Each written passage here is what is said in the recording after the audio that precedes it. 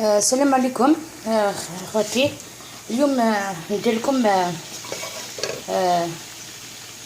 كراتين بطاطا بالزيتون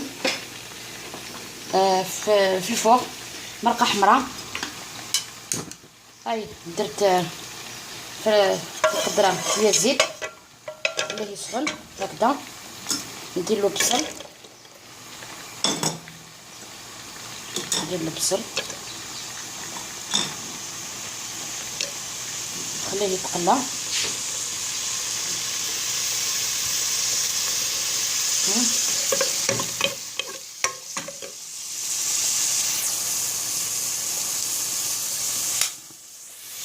خليه يتقلى هكذا.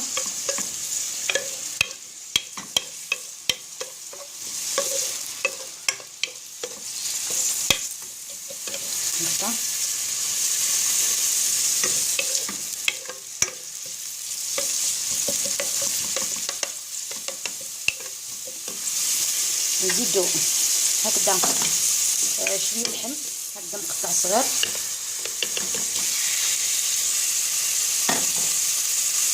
شويه لحم مقطع صغير. اذا عندك الدجاج معليش ديري في الدر تاع الدجاج تجي تاني بنينه.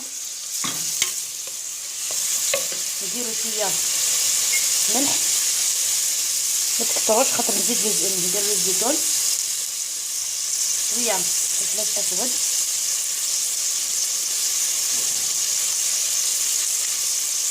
شويه فلفل اسود،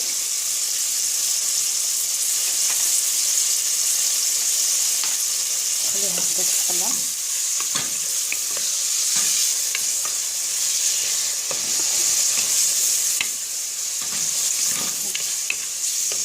هكذا كلها زعترة، غصنا هكذا زعترة.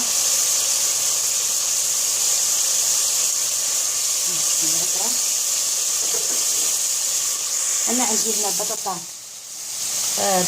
قصيتها دوار راهي تتقلى.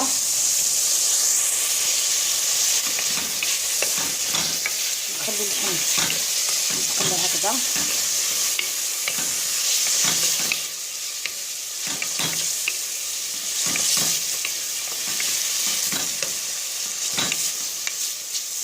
منحبش ندير بزاف توابل في هاد الكغاتان، غير الفلفل والملح. عندي فلفل عكري حار اللي بصح بشويه برك دير بنين بزاف هكذا. ندير لها شويه فلفل عكري هكذا برك شويه برك باش تجي بنينه. عندي مغرفه تاع الطماطات مكبره، ندير لها شويه هكذا نخليها وتتقلى.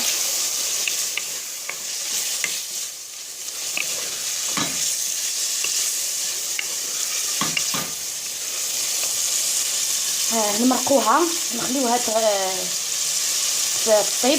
من بعد نولي بعد ما تقلى البصل مع هذاك اللحم.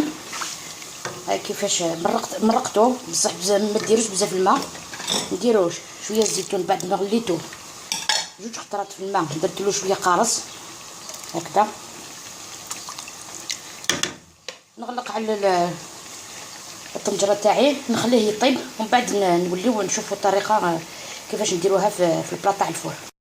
هلا كي المرقه طابت هاي تجمرت، درت لها الزيتون، درت لها شويه معدنوس. هاي طاب. هاي البطاطا درتها في البلا تاع الكغاتان. دوك ندير لها الصوص من الفوق.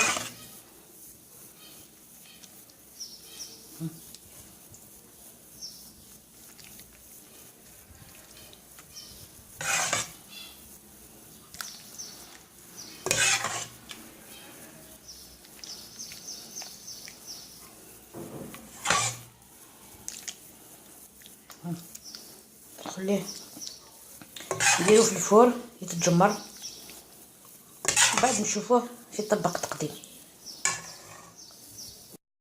البنات هاي الكغاتان تاعنا كيفاش جا نجمر. الله الله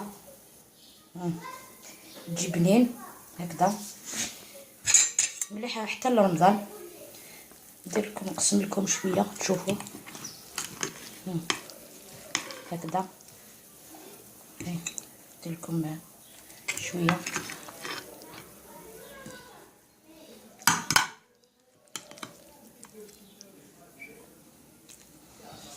هكذا.